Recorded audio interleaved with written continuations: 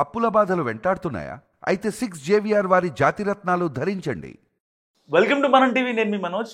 IAS శ్రీలక్ష్మిని ఉద్దేశించి మాజీ MLA Bhumana ఆ స్థాయిలో ఎందుకు అలా పరుషజాలంతో మాట్లాడారు?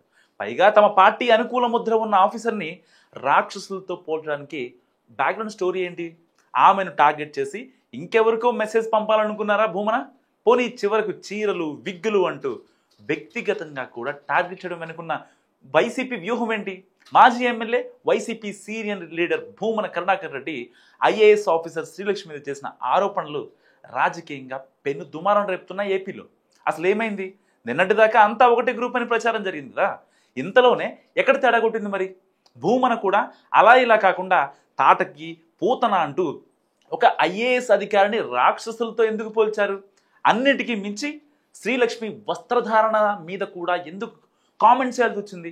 ఆమె ఎలాంటి చీరలు కట్టుకుంటే ఈయనకు ఎందుకన్నా చర్చలు విపరీతంగా జరుగుతున్నాయి ఏపీ పొలిటికల్ సర్కిల్లో. సో ఏ మాటగా మాట ఐఏఎస్ శ్రీలక్ష్మి అంటే రెండు తెలుగు రాష్ట్రాల్లో పెద్దగా పరిచయం అవసరం లేని పేరు.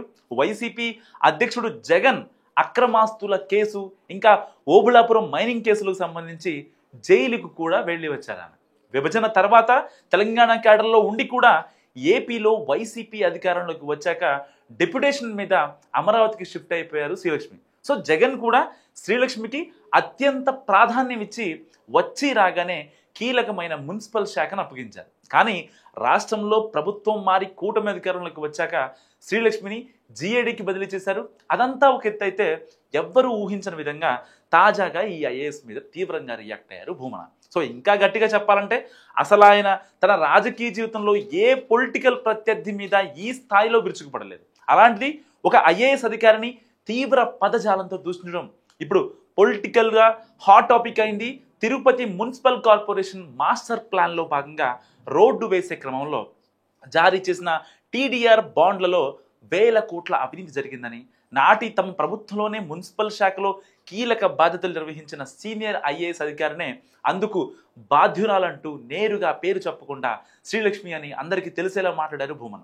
సో అన్నిటికీ మించి వ్యక్తిగతంగా కూడా టార్గెట్ చేస్తూ ఆమె రోజు కట్టుకునే ఒక్కో చీర ఖరీదు 1,50,000కు పైగానే ఉంటుందని, 50 లక్షలకు పైగా విలువైన 11 విగ్గులు ఉన్నాయంటూ తీవ్ర ఆరోపణలు చేశారు. సో ఆమెకు వచ్చే జీతం ఎంత, ఆవిడ మెయింటెనెన్స్ ఎలా సాధ్యమంటూ ప్రశ్నలు సంధించడం కలకలం రేపుతోంది ఇప్పుడు ఏపీ పొలిటికల్ సర్కిల్లో. పైగా రోడ్లు వేసే టైంలో స్థలాలు పోగొట్టుకున్న యజమానుల నుంచి కోట్ల రూపాయలు దండుకునే ప్లాన్ చేస్తే మేము అడ్డుకున్నాం. ఆ కోపంతో ఆవిడ పక్క జిల్లాకు చెందిన టీడీపీ నాయకులతో చేతులు కలిపి అసత్య ఆరోపణలు చేయించారని కూడా అనడం తీవ్ర వివాదాస్పదం అవుతుంది. తమ హయాంలో జరిగిన వ్యవహారాల గురించి భూమన అప్పుడు మాట్లాడకుండా ఇప్పుడు శ్రీలక్ష్మిని ఎందుకు టార్గెట్ చేశారన్నది, దీని వెనుక వేరే ప్రయోజనాలు ఉన్నాయా అన్న చర్చలు కూడా నడుస్తున్నాయి. సో తిరుపతి పొలిటికల్ సర్కిల్లో భూమన ఒక ఐఏఎస్ అధికారి పైన చేసిన వ్యాఖ్యలు ఇప్పుడు నిజంగా చాలా దుమారం రేపుతున్నాయి.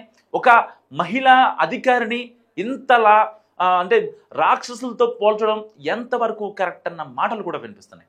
నిజంగా గతంలో వైసీపీ హయాంలో జరిగిన అవినీతి గురించి అప్పుడు మాట్లాడకుండా ఇప్పుడు ఎందుకు వాళ్ళు విరుక్కుంటారని చెప్పి మహిళా అధికారిని ఇరికిస్తున్నారా అన్న చర్చలు కూడా జరుగుతున్నాయి. సో మరి మీరేమనుకుంటున్నారో కామెంట్ రూపంలో చెప్పండి.